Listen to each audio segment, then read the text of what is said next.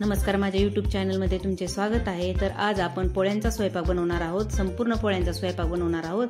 तर मी इथे एक वाटी डाळ घेतलेली आहे, ती स्वच्छ धुवून घ्यायची आहे आणि कुकरमध्ये आपण ती डाळ शिजवून घेणार आहोत। मी इथे थोडं तेल टाकत आहे, कारण मग कुकरमधून काय होतं ते पाणी बाहेर येत नाही तेल टाकल्यानंतर।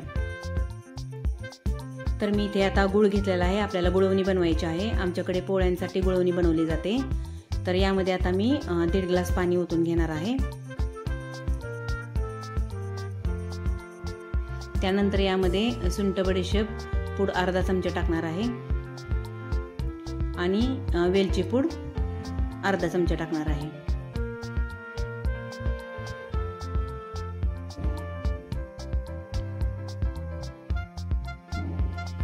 तर एकीकडे मी गुळवणी उकळण्यासाठी ठेवली आहे, एकीकडे आपला कुकरमध्ये भात शिजत आहे, तर एका कुकरमध्ये आपली हरभऱ्याची डाळ शिजत आहे।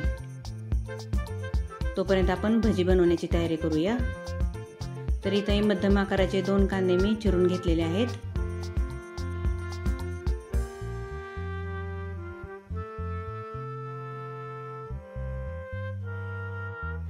त्यामध्ये मी बारीक केलेली मिरचीची पेस्ट टाकणार आहे। ओवा टाकायचा आहे, ओवा थोडा जास्त टाकूया आपण।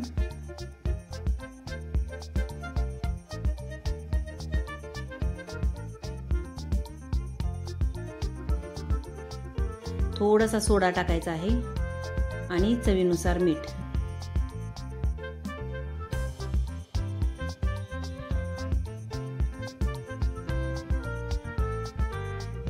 थोडीशी हळद। आता 1 वाटी बेसन आपण यामध्ये घेणार आहोत।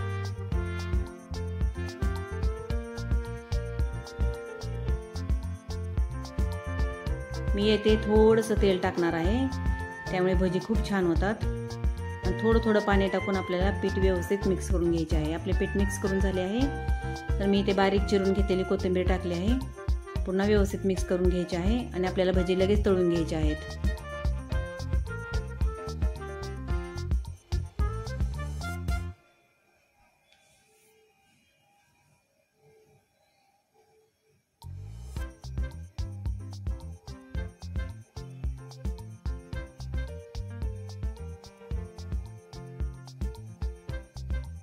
बघा किती छान भजी झालेली आहेत आपली। तर अशा प्रकारे आपण संपूर्ण भजी तळून घेऊयात।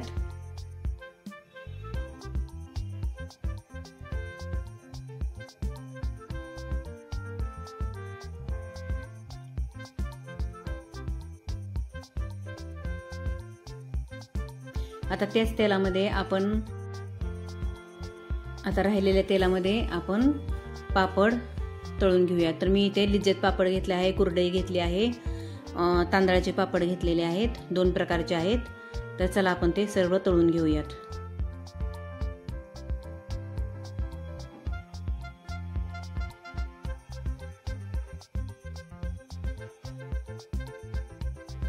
कुरडई बघा किती छान तळली गेलेली आहे।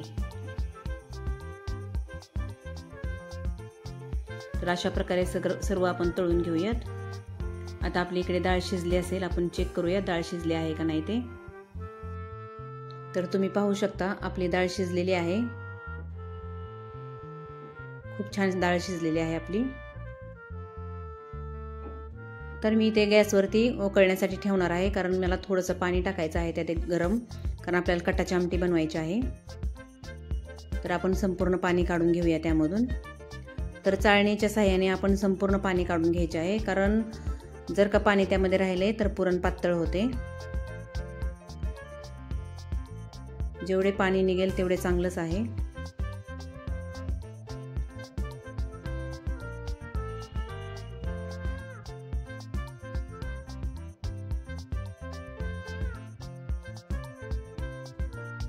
पाणी व्यवस्थित नितळून झालेले आहे।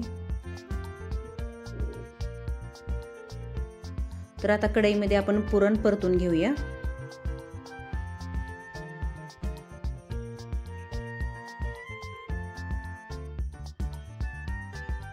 त्यामध्ये सुंठ बडीशेपची पावडर आणि वेलची पावडर हे दोन्ही पण टाकून घ्यायचं आहे, त्यामुळे पोळ्यांना चव खूप छान येते।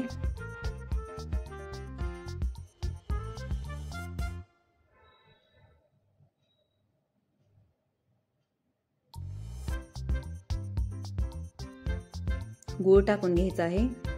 तुमच्या आवडीनुसार तुम्ही गूळ टाकू शकता। कोणाला गोड आवडत असेल तर गूळ थोडासा जास्त टाकायचा। आणि आता हे व्यवस्थित आपण परतून घेऊयात। कढईमध्ये परतून का घ्यायचे? कढईमध्ये व्यवस्थित परतता येते म्हणून परतून घ्यायचं आहे। तर आता इकडे आपण कटाची आमटी बनवणार आहोत। तर इथे मी पातेल्यामध्ये तेल टाकले आहे 2 चमचे। तेल गरम झालेले आहे, त्याला जिऱ्याची फोडणी द्यायची आहे।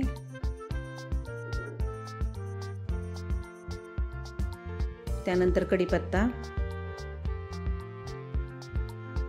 आणि थोडीशी कोथिंबीर पण फोडणीला टाकायची आहे। आणि इथे मी खोबरं, आलं आणि लसूण बारीक करून घेतलेलं आहे, तेही टाकायचं आहे त्यामध्ये। आता हे व्यवस्थित परतून घ्यायचे आहे।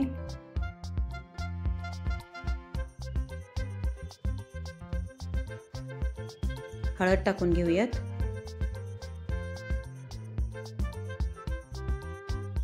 आता आपण घरगुती मसाला घेतला आहे आणि चवीनुसार मीठ, तर हेही आपण त्यामध्ये टाकून घेऊयात।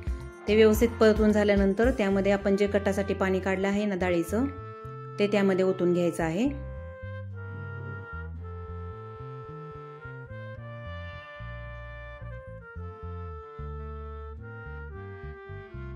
ही कटाची आमटी खूप छान लागते।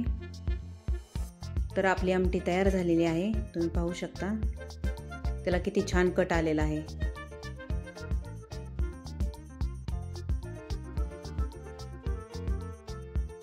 आपले पुरण जवळजवळ परतून झालेले आहे, तुम्ही पाहू शकता।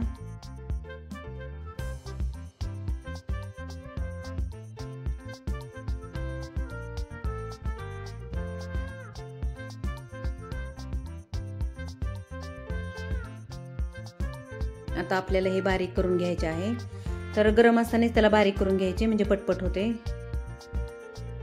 तर अशा पद्धतीने पुरण बारीक करून घ्यायचे आहे। इथे मी गव्हाचे पीठ अर्धा तास अगोदरच कणिक मळून ठेवली होती। तर आता त्याचा गोळा कसा करायचा मी तुम्हाला दाखवते।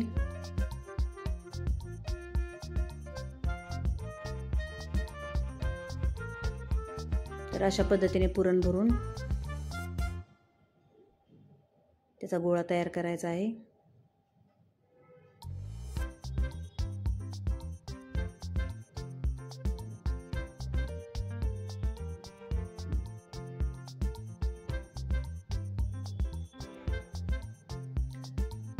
आपण पोळी लाटून घेऊयात आता।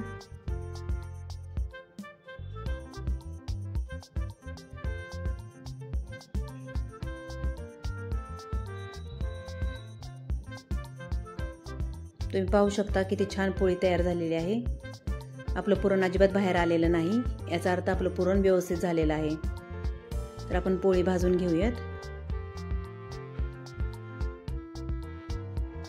तुम्ही पाहू शकता आपली पोळी टम फुगलेली आहे।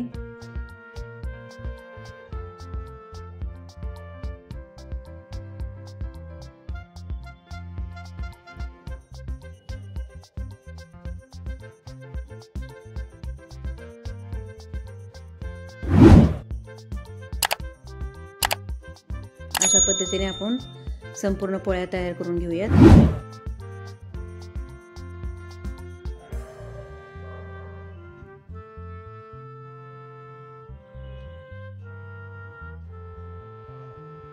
तर आपला पोळ्याचा संपूर्ण स्वयंपाक तयार झालेला आहे, तुम्ही पाहू शकता। तर हा स्वयंपाक मी केलेला तुम्हाला कसा वाटला हे कमेंटमध्ये नक्कीच सांगा। आवडला असेल तर लाईक करा आणि सबस्क्राईब करायला विसरू नका। धन्यवाद।